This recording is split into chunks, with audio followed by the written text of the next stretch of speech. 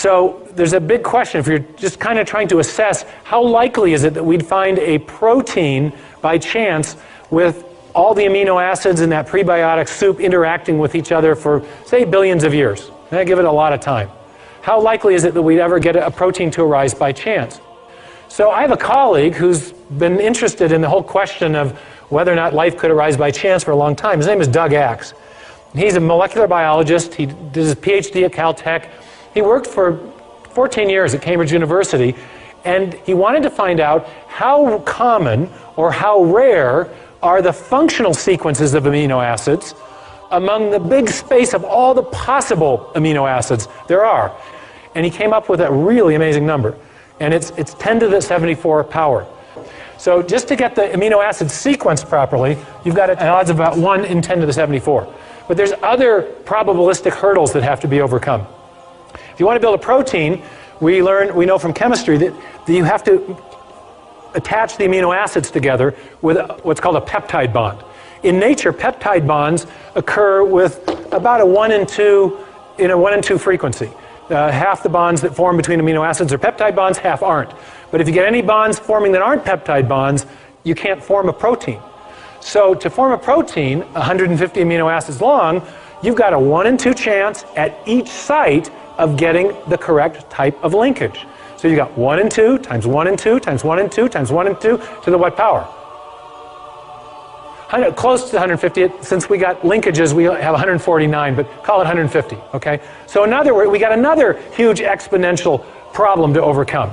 So, and it turns out that 1 in 2 to the 150 is the same number as 10 to the 45th, 1 in 10 to the 45. So now we got 2 incredibly improbable things that we've got to overcome to build a functional protein by chance alone. One more problem. When you're building proteins, amino acids come in 2 flavors. There's a left-handed flavor and a right-handed flavor. They're called optical isomers, not flavors, okay? And the left-handed version is the only kind that can be used in building proteins. You get even one right-handed amino acid in there and your protein won't fold properly. So you got another probabilistic hurdle to overcome. So you've got a 1 in 2 chance at each site again out to the 150th power. 2 to the 150th power, again, is 10 to the 45. Oh my goodness. So the odds of building even a short functional protein by chance alone is 74 plus 40. You can remember how you do this in math? You can add the exponents if you're multiplying exponential numbers. 164. Thank you very much. Okay? Wow.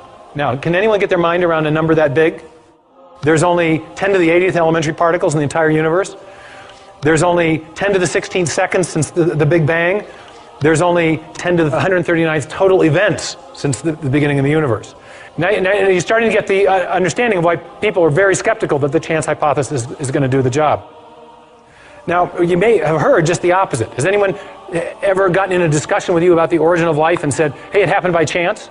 I mean, do you hear that? I mean, this happens to me. I'll be lecturing in hostile university environments, and I'll get done and somebody say, well, but, and they want to argue with me about the probabilities. And I just shut the discussion down because I say, no serious scientist thinks this is the way it happened. No serious scientist thinks this is the way it happened. No serious scientist thinks this is the way it happened. No serious